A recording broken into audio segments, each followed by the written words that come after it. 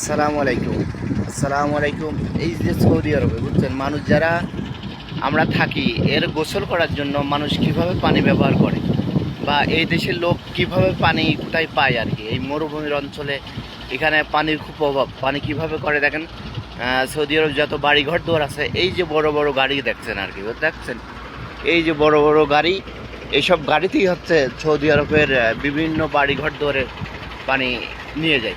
এই দেখেন, হ্যাঁ, বড় বড় ট্রাক। আর এই ট্রাকগুলো চালায় হচ্ছে বেশিরভাগ পাকিস্তানিরা চালায়।